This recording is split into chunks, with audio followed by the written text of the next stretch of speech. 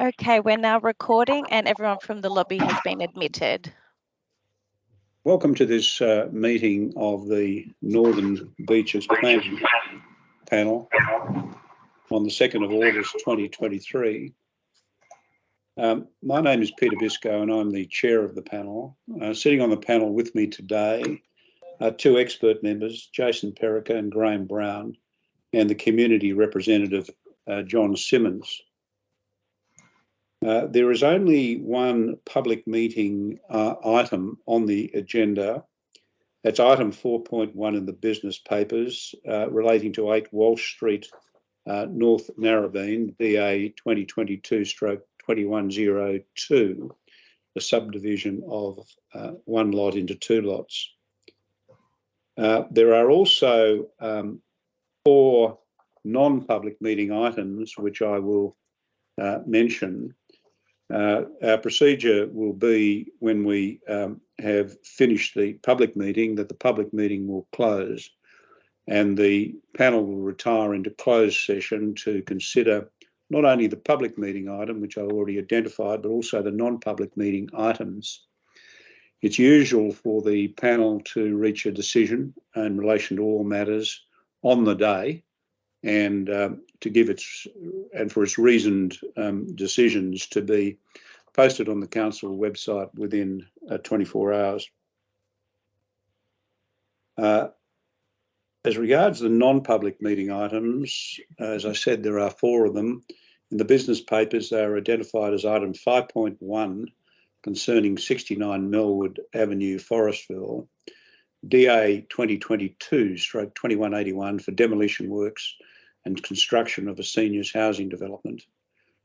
Item 5.2 concerning 184 Pittwater Road, Manly, DA 2023/0208 for alterations and additions to an existing dual occupancy to create a single dwelling on each lot.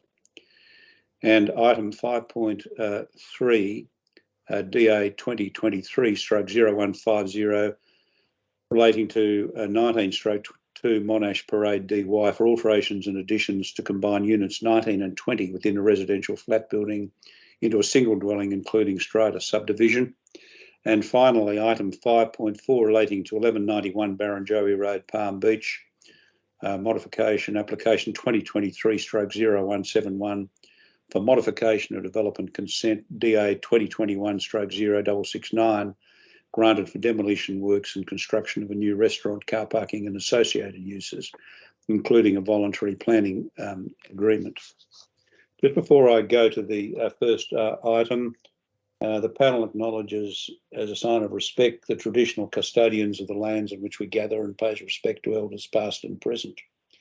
I note that the minutes of the Northern Beaches Local Planning Panel held on the 21st of July 2023 were adopted by the chair and have been posted on council's website. I turn now to the only public meeting item, which, as I said, is item 4.1 in the papers concerning 8 Walsh Street, North Narrabeen, subdivision of 1 lot into 2 lots, DA 2022/2102. There's only one speaker registered to speak, and that is on behalf of Council Approval Group, which represents the applicant, Rita El Badawi. Ms El Badawi, would you like to address the panel? Thank you, Chairman. I wonder if you can hear me clearly. Yes, we can. Thank you. Thank you. As you've mentioned, my name is Rita.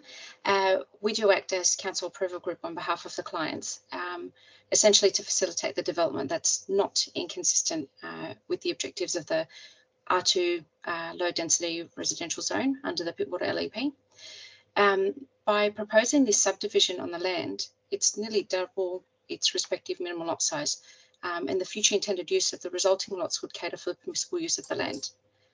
The proposed subdivision pattern for this development would promote additional housing for the community. Are you in on this, or? Yeah. And furthermore, the existing residence occupies a greater left-hand side setback, which encourages the shared driveway access, offering minimal impact to the existing use of the land. Yeah, I can answer that easy. Yeah. There seems to be somebody speaking in the background. Sorry to interrupt you there. No, there is no access there at all, and it's going to take a ramp about 15 metres long to get down there. Excuse me for a moment. Seems to be How- some problem listen, with somebody speaking over us. How do I get Heidi, if I want to could you Yes. speak or please try and something? attend I've to got 'em somebody, I talking think, here. speaking in the background at your end? I have just muted that participant for you, panel chair. Thank you very much. Thank you. I'm sorry about that, Ms. Radawi. If you go ahead, please. Thank you, Chairman. Just to go on from there, the subject site's adjoining a zone boundary for R3 residential development, and as such, the development advocates a transitional grade between these boundaries. The proposed subdivision indicates a more consistent pattern to the immediate left and right-hand side neighbours than the alternative, which otherwise would have been a side-by-side subdivision pattern. Overall, the proposed additional lot would not cause a detrimental impact on the environment, and the site adjoining high-density development, therefore, any one precedent is unlikely here. I just want to reiterate that the suggested undesirable precedent this development proposes, it's not substantial. There are ample precedents for subdivision patterns available in the locality. I've picked up 4 just by way of Google Maps, 6 maps, just as a public access information. It's all available, and they are within 300 metres of the subject site. And just to summarise, try and keep it brief here for everyone, the LGA's fear of precedent has been confirmed by the LEC, and this is not a valid consideration of clause 4.6. The desired future character of the locality should be that these developments are seen favourable to the council, so as to contribute to the housing demands. As a direct query to the panel, has there been any other matters recommended for refusal by the council and overturned through the local planning panel for approval? We're just merely seeking the consent of this matter to be a deferral, so as to enable council to readdress the proposal and draft conditions of approval. Thank you very much. I'm sorry, could you just elaborate on that? What would be the reasons why we would consider deferring this matter? On the basis that we have provided a competent submission to the council to address their concerns in relation to the non-compliance, the deviation from the standard. Right, okay, thank you very much. Does the panel have any questions of Ms. El Badawi? I've got one. Yes. The lot's fairly flat. I mean, there's a 1.5 metres over 67 metres depth, so 1 in 40 sort of slope, which is pretty flat. And it says the rear lot is a battle axe allotment that's got side boundaries close to other development. Do you see any issue with the potential for this proposed lot and adjoining lots and adjoining close dwellings to the will be the side boundaries to a separate rear lot? Do you see any interface issues across those boundaries created by this new battle axe allotment? Or what would you say about the relationship and the borrowing of amenity across adjoining sites for a new dwelling that doesn't really have its own outlook because of land slope or water features or other amenity that usually happens with battle axe allotments as opposed to flat lots like this? Yeah, I can't see this to be completely inconsistent with what's existing out there, given that pattern. I mean, you've got more than the typical number of adjoining neighbours to face, and this battle axe configuration, if not for it being a typical subdivision with a dual occupancy and attached configuration, having them closer to the front of the lot, proposing this battle axe, it's almost like it's repeating what's existing there. So I can't see it being an issue in terms of amenity and access. Does that answer your question? Yeah. So the answer is, well, it's just matching what's next door, so there shouldn't be an issue. You don't see there's an issue. Right. No, that's right.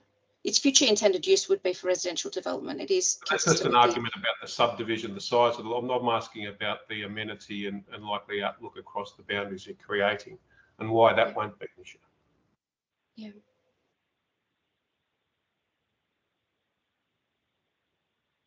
That won't be an issue given the size and scale of the neighbouring properties are.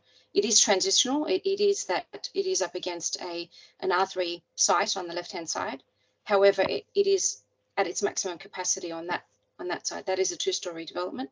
If the proposal for redeveloping the rear lot would be that it's a two-story structure, it would be the same thing, and as such, it would be treated as if these two would be closer to the street and having the same, you know, access rights and issues, if you like, addressing those issues in terms of viewing into the neighbouring properties. And that's where I see it to not be an issue. Thank you. Does the panel have any further questions? None from me. Thank you. Very good. Thank you, Ms. Radawi. So now that concludes the public meeting. The panel will now, as I've indicated earlier, retire into closed session to consider all the items, both public and non-public, and endeavour to reach a determination. The panel will adjourn for around 10 minutes and will reconvene at 12:20. This public meeting is now closed. Thank you, panel.